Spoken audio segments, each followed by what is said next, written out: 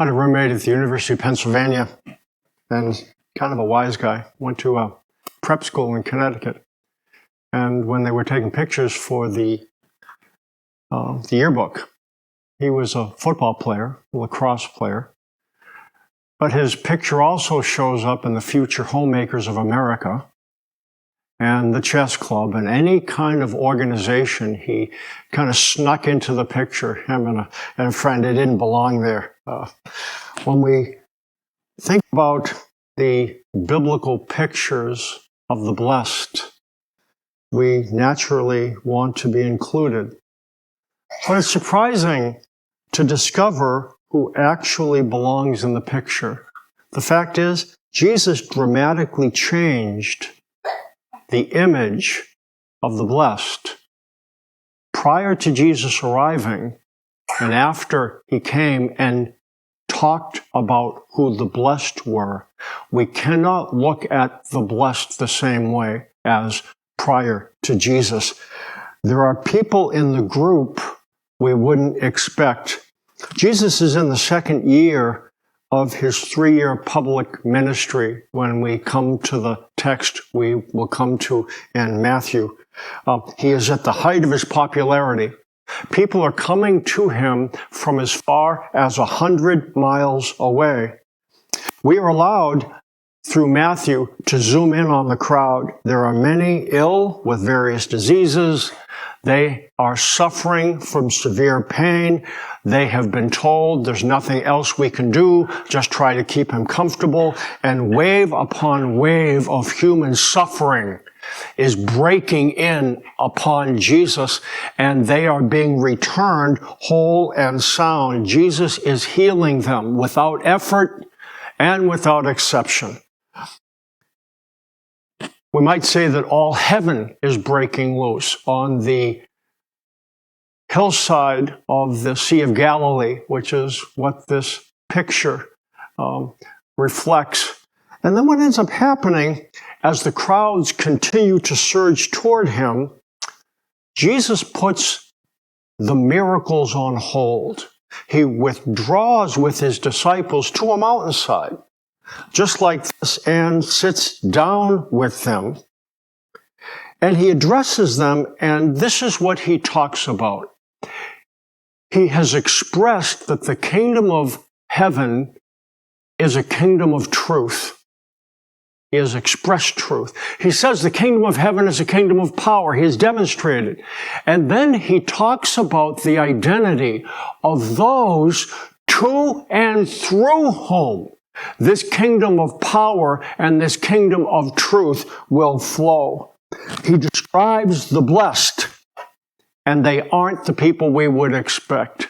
What he says is, blessed are the poor in spirit,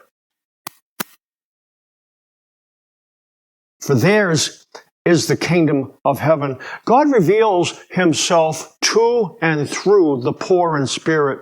At the time, the word for blessed was associated with health and wealth. You can make that connection. In the Old Testament of the Bible, blessedness was something that you could see. You could take a picture of someone who was blessed. You could take a picture of someone experiencing health or large crops or victory. That's the way blessedness looked in the Old Testament. And in the New Testament, the idea of blessedness changes. Jesus links being blessed with being poor in spirit.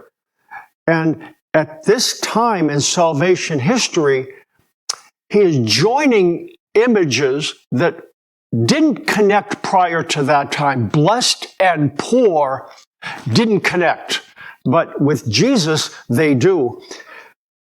Who exactly are the poor in spirit? There are 2 words that Jesus could have used to describe who the poor are. One word is, it describes an individual with limited means.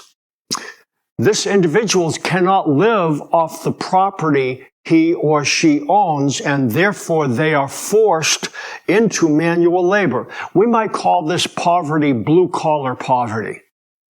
Somebody who can get by, they have to work hard, but they don't have the benefit that those who have lots of land and lots of resources have. That's one word for poor. The other word for poor is an individual with no means. They cannot survive on their own. They are forced to depend on the gifts of others. They are forced to beg to get what they need to live another day. We won't call this blue-collar poverty, we'll call it a beggar's poverty. The question is, which word does Jesus use when he talks about in spirit? Blue-collar poverty, we can kind of eke by, or beggar's poverty, we really can't. He uses the second word. He talks about beggar's poverty. When Jesus talks about the poor in spirit, he paints an image of a beggar. Those who, when they think about being able to advance in their spiritual life, they aren't able to say, well, I don't have much, but I'll get by. I can get by on my devotion. I can get by on my will. That's not what the poor in spirit are saying with respect to the word that Jesus is using. They would be saying, I don't have anything. I can't get by. They require the charity of others in order to survive. Another word for the poor in spirit, it's a synonym, is the word humble. Humble is a word used for slaves and beggars. Those who experienced the inability of using what they have to get what they want. That's what the humble were like in the first century. And it wasn't a word that was respected. Somebody who was humble, again, experienced an inability to use what they had to get what they want. It described a slave. Slaves in this time had no legal bearing. If they had a complaint against a master, they had no place to pick up their cause, no one to argue in their defense. They didn't have any rights. They were unable to use what they had to get what they want. They didn't have material resources. They didn't have political resources. They didn't have relational resources. They were forced to experience things that they would have changed if they could, but they couldn't. And this is the image that Jesus is painting for the poor in spirit. And he says a couple things. God reveals himself to the poor in spirit, and God reveals himself through the poor in spirit. God reveals himself to the poor in spirit. Look what it says. Matthew 11, Jesus says, from the days of John the Baptist until now, the kingdom of heaven has been forcefully advancing, and forceful men lay hold of it. For all the prophets and the law prophesied until John. And if you are willing to accept it, he is the Elijah who was to come. He who has ears to hear, let him hear. From the time of John the Baptist up to the time of Jesus, in that period of time when the kingdom of heaven was being proclaimed, Jesus is saying, from the time of John until his time, the kingdom of heaven has been forcefully advancing. Forceful men lay hold of it. It was associated with influence, people who were pushing to be able to make something happen. John was a case in point. He fearlessly called out a king who had married somebody he shouldn't marry, and he threw his weight around. Jesus makes a change with his arrival. God no longer reveals himself through the forceful. Jesus uses another word. Look what it says.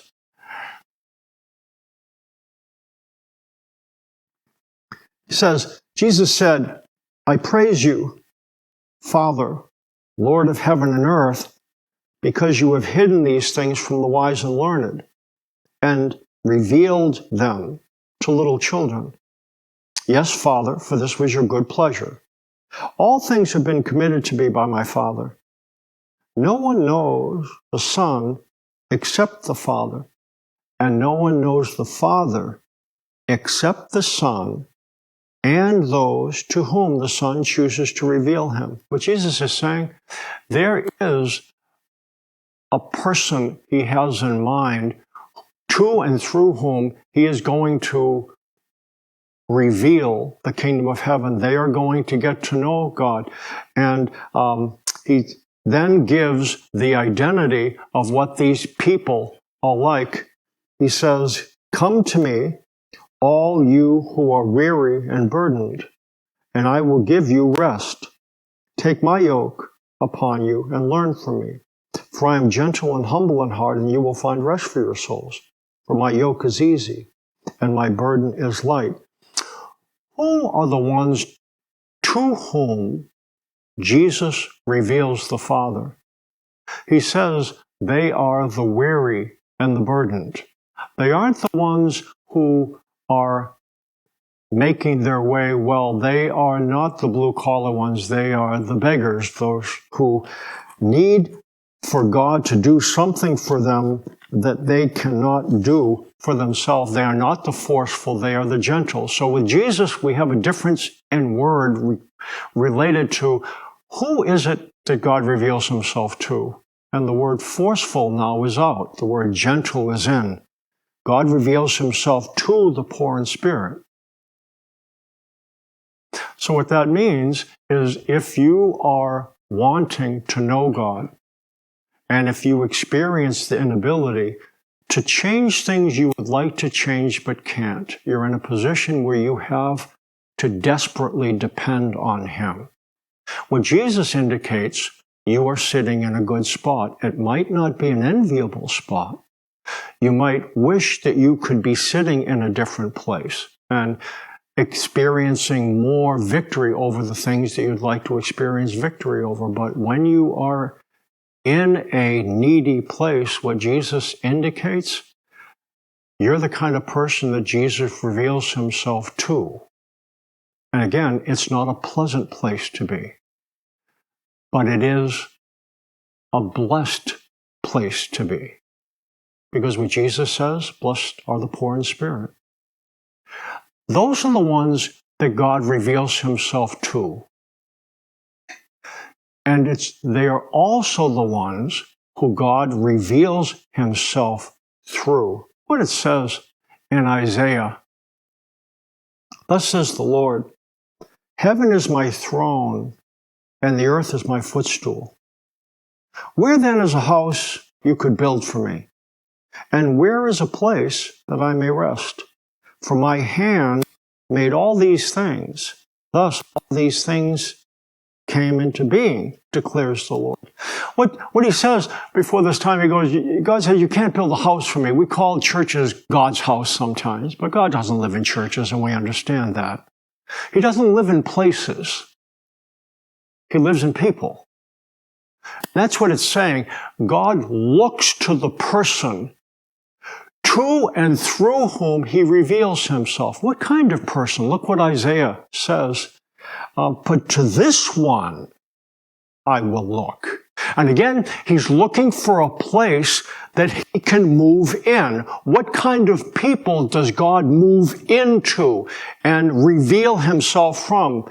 He says, to him who is humble and contrite of spirit, and who trembles at my word. Where does God live? He doesn't live in buildings. He doesn't live in churches. He lives in people. What kind of people does he live in? He gives us two words. The humble. You know what humble means? The afflicted. The afflicted. Those who are experiencing things that they'd rather not experience, but they have to tolerate. It might be emotional. It might be physical. It might be material. But they are the afflicted. That's what humble means. And they are the contrite. Humble means afflicted. Contrite literally means crippled. The afflicted and the crippled, those who are not in an enviable place, what Isaiah is saying, those are the ones that God will move into and reveal himself through. Poverty of spirit, being poor in spirit, what kind of path leads to being somebody who is poor in spirit? James, Jesus' half-brother, talks about the path that God leads an individual on, to and through whom he will reveal himself. Look what James says. He says, "Consider it pure joy, my brothers, whenever you face trials of many kinds, because you know that the testing of your faith develops perseverance. Perseverance must finish its work, so that you may be mature and complete, not lacking anything. If any of you lacks wisdom, he should ask God, who gives generously to all without finding fault, and it will be given to him." Consider it pure joy literally means be led to joy. Here's the image. It envisions a person who's sitting in the midst of trials, things that are difficult, things that they would rather not experience, and it doesn't indicate what kind of trial, only that it's a situation that is objectionable, that the individual would rather not be standing in. And when it says, consider it all joy, it doesn't mean be happy. The word literally means be led to joy. So here's the image. It's a person standing, sitting, lying in a trial. And consider it all joy tells that person, think about where this path is going to lead. It's in trials now, but it will lead through a quality, and it will get to a place where you will be glad to be. It's a place of usefulness, and that's the sense. This path leads from trials through endurance to a place where the individual is mature and complete. Some versions translate it perfect. What kind of perfect is this talking about? It's not talking about moral perfection. It's not talking about a person who looks perfect.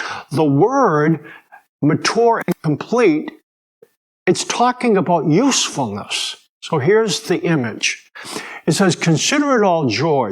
You're in a place that you're experiencing things that you'd rather not experience. There is something that needs to happen in order for you to get to a place of usefulness. What needs to happen between these places, trials and usefulness? It uses a word, endurance. The tool God uses to develop usefulness is endurance. The word endurance literally means to remain under. It describes a person who is in the middle of circumstances that they'd rather not be in. They're sitting in a seat they'd rather not sit in. They'd rather have a different life. There are things in their life that create tension. The tension might be physical. The tension might be emotional. The tension might be spiritual. But what it reflects, there's something in their life that they'd rather change. What in your life would you rather change? It's something that you have to tolerate, that you wish you didn't have to tolerate. You have something that you'd rather not have. You want something that you don't have. The fact is, you don't have what you want to have. You don't do what you want to do. You don't think what you want to think. You don't feel what you want to feel. That's a place that the poor in spirit have come to understand. What it describes, that's what a trial is. A trial is having to experience something you could change if you could, but you can't. It's not something necessarily that you chose. It's just a place that you ended up. It's a seat you end up sitting in. And what it's describing here, James talks about the path of those who are the poor in spirit, to and through whom God reveals himself. And what it says, it involves trials and the ability to endure, to remain under the trials. Is not pleasant, but there's something that you learn that allows you not to eliminate the tension, but to endure it. That's what poverty of spirit, that's what God ends up doing. You end up being in a place that you'd rather change, and you could. If you could change, you would, but you can't. And over time, God gives you the ability to develop things that allow you to remain. There's a story about an individual. He has this vision from God, and God tells him to push on this rock. It's a huge rock. So he pushes on this rock, and it's not going anywhere. But he keeps on pushing on it, and he pushes on it again, and it's not going anywhere. And he starts to understand this rock is not going to go anywhere. But he keeps on pushing, and finally gets to a place where I'm tired of pushing on this rock. I don't want to push on this rock. It's not going anywhere. I just have to do this all day. And then he stops pushing. And naturally, God shows up and says, I notice you're not pushing on the rock. And he says, well, of course I'm not pushing on the rock. It's not going anywhere. He says, I didn't tell you to push on the rock in order for the rock to move. I want you to look at your back now. Look at what I've developed. You've been pushing on the rock. It wasn't about moving the rock. It was developing strength in your back. And that's the thing that he didn't recognize. When we are standing in places that would rather not stand, sitting in places would rather not sit, God does things. There's an illustration that's another illustration about I've told it before, about a bamboo shoot. Bamboo shoot, along with other bamboo shoots, is in a farm where they grow bamboo. And these bamboo shoots are just there, and for our purposes, they talk. And this one bamboo shoot says, okay, yeah, we're just kind of hanging out here. And he sees the farmer, and he goes, hey, wait, what are we doing here? And he goes, well, you're growing. And the bamboo shoot says, well, I don't want to just grow. I want to be used. And the farmer says, you want to be used? I want to be used. And the farmer says, okay. And he takes out a machete and starts whacking at the base. Like, ow! What are you doing? He says, you want to be used, don't you? Yeah, well, this is part of the process. Okay. And then the farmer cuts the bamboo shoot down, and then the bamboo shoot begins to relax, and boy, it's awfully hot. And it's just out there drying in the heat. And he catches the farmer again and says, hey, what am I just lying here in the heat for? And the farmer says, you want to be used, don't you? Yeah. Well, this is part of the process. Okay. So he gets dried out, and then the farmer comes back, and it's a red-hot poker. And he starts to walk toward the bamboo shoot. The bamboo shoot says, what are you going to do with that? And he goes, well, you want to be used, don't you? Yeah. And he takes the red-hot poker and just shoves it right in the middle and hollows him out. Dries him out a little bit more. Then he puts him on a cart, a truck with other bamboo shoots, and they go up the side of a mountain. Maybe a little bit like the mountain by the Sea of Galilee. And at the top of the mountain, there is a spring with water. And on the bottom of the mountain, there's a village of people that need water. Bamboo shoots are brought up to the side of the mountain, and so this one particular bamboo shoot gets shoved in the end of another. Oh, and then there's another, it gets shoved. And so there's a string of bamboo shoots that are going from the top of the mountain, down the side, to the village. And finally, everything's quiet. Says, what are we doing here? And the bamboo shoot says, you see that up there? There's water up there. And we are channeling water from that place down to the villagers who need it. That's how we're being used. What kind of person does God channel water through? It's a person who has experienced things that they'd rather not have experienced, but in God's hands, that creates the opportunity for an individual to learn to endure. And endurance leads to being useful. Let's say you're in a situation like that.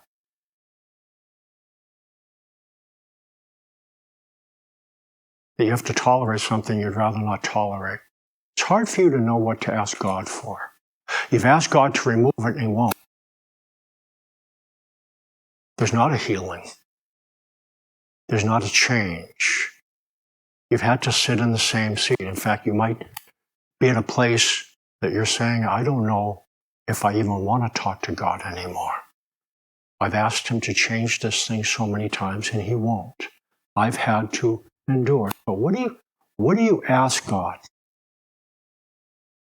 if He's asking you to endure? You know what James says? If any of you lacks wisdom, let him ask of God, who gives to all men generously without finding fault, and it will be given to him. Wisdom, you know what we think? We think of wisdom as being able to get what we want. But wisdom is the ability to not eliminate tension, but to endure it. What helps us to be in a situation that would like to change if we could, but we can't? And I suggest the most difficult part of being in a situation we'd rather not be in is how lonely it makes us feel. You ever recognize that? How disconnected you feel, nobody's able to help. You feel alone. That's the thing that makes it intolerable. You know what makes it a little more tolerable? To have God sitting there with you. You're saying, God must have left me. No, He didn't. Blessed are the poor in spirit. He's been there all the time. You thought He abandoned you, but He hasn't. What would you ask Him? Give me wisdom, God. I want to be in a place where I'm used to do the things you want me to do. And if it's a hard road, I guess I need wisdom to be able to walk that road. God, you give me wisdom that will help me to get to the place where you want me to be. In the seat that you're sitting in right now, is that something that you could ask God? You're experiencing some things you'd rather not experience. What could you ask Him for? Wisdom. Wisdom. You want to be used? He can use you. Wisdom is what we need in order to be able to endure. Why does God subject His sons and daughters to difficult things?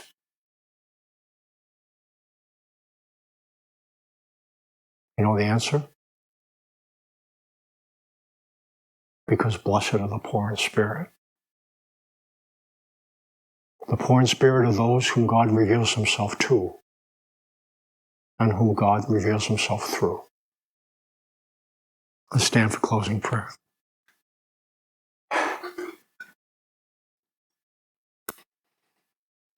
God, there's things in our life where we change if we could, but we can't. We have to tolerate it. There's tension. And at some level, tension makes us feel that something's wrong. And I guess apparently it's not pleasant, but spiritually, it's not wrong to experience tension. It's something you do. You put us in places where we have to endure. And as we learn what we need to learn in that place to endure, it helps us to be useful. We're able to come alongside other people and help them to find the things that you want to give them as well. So I pray that you would give us the ability to endure. And would you give us wisdom so that we could become the people to and through whom you would reveal yourself. In Jesus' name, amen.